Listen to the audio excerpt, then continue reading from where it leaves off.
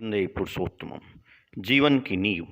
श्री श्री ठाकुर जी के एक भक्त केष्टोदा ने श्री श्री ठाकुर जी से प्रश्न किया कि साधारणतः यह देखा जाता है कि एक व्यक्ति जो दूसरे व्यक्ति का खातिर करता है उसके पीछे भी स्वार्थ बुद्धि ही प्रबल रहती है। श्री श्री ठाकुर जी ने बोला कि उस समय मनुष्य को न अपना बना पाता है और न उसके स्वार्थ की ही सिद्धि होती है।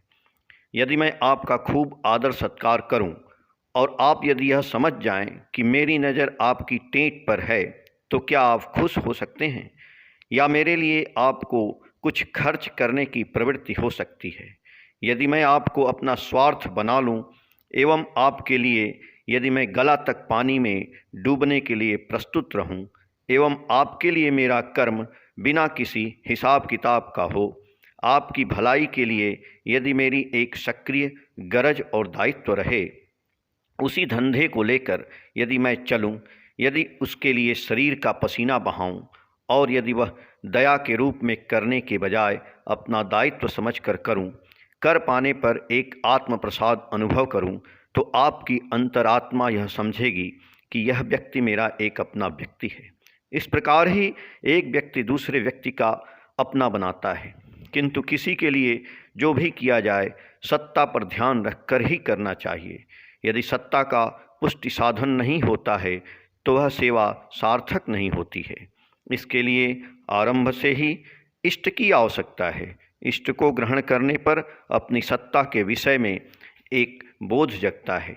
तभी अपनी सत्ता के संबंध में जब एक अनुभूति जगती है तभी दूसरे की सत्ता को अपनी सत्ता अनुभव कर सकते हैं, पर उसके पहले बोध नहीं कर सकते हैं। जब इष्ट सेवा होती है, जब इष्टार्थ प्रेम होता है, तभी सेवा और प्रीति का आवर्तन कंप्लीट होता है। और भी अच्छी तरह सोच कर देखें, इस संसार में जो इष्टार्थ नहीं है वह चाहे जितना ही अच्छा हो, एक स्तर पर आकर वह गड़बड़ी पैदा करेगा ही। दक्ष यज्ञ की कथा तो जानते ही हैं। शिवहीन होने के फलस्वरूप दक्ष यज्ञ ने कितनी गड़बड़ी पैदा हुई। जिस काम में लोक मंगल नहीं है उसमें त्रुटियां रहती ही हैं। व्यवसाय बुद्धि से यदि प्रेम का व्यवसाय बढ़े तो उस व्यवसाय की आयु कितने दिनों तक रहेगी। चाहे जितनी चीज़ों की नींव क्यों न खड़ा करें, पर जीवन की नींव को पहले अच्छी तरह डालना होगा, और वही है धर्म, इष्ट, कृष्ट, जिसकी नींव पर मनुष्य को सुसंगत कर उठाना है। यदि यह बुनियाद पक्की नहीं होगी तो जो कुछ भी खड़ा नहीं रह सकेगा, जो भी करेंगे सब ध्वंस हो जाएंगे। इसलिए अपने स्वार्थ को देखने के लिए, परिवेश के लिए उतना करने की जरूरत है। यदि मनुष्य इष्टानुप्राणता से दूसरे को अपनी तरह बोध करे, दूसरे के स्वार्थ के लिए जिज्ञासु भाव होकर स्वतः स्वेच्छ दायित्व से जी जान से परिश्रम नहीं करे, तो वह धर्मराज में प्रवेश नहीं कर सकता है। भगवान के दायित्व को भक्त अपना दायित्व बना लेता है। जिस प्रकार भगवान जीव के मंगल के लिए पागल बने रहते हैं, उसी प्रकार भक्त भी जीव के मंगल के लिए पागल हो जाता है।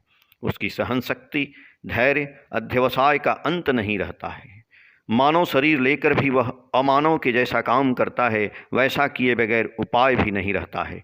संसार में एक मनुष्य, यहाँ तक कि एक जीव भी जितना दिन दुखी रहता है उतने दिनों तक उसे विश्राम कहाँ। अपनी मुक्ति की इच्छा उसके लिए तुच्छ है। वह सोचता है प्रभु के सुख स्वाच्छंद के लिए मैं लाखों बार नरक भोग करूँगा तो वह भी अच्छा होगा, किंतु जब वे हर जीव के प्रकृत सुख में सुखी होते हैं उस समय प्रत्येक के प्रकृत सुख के लिए मैं भी बार बार संसार में आकर सारे कष्टों को बर्दाश्त करूँगा। जिनके दिल ऐसे हैं, जिनके प्राण ऐसे हैं, उन्हें ही ईश्वर कोटि पुरुष कहा जाता है। ऐसे मनुष्य को जुटावें।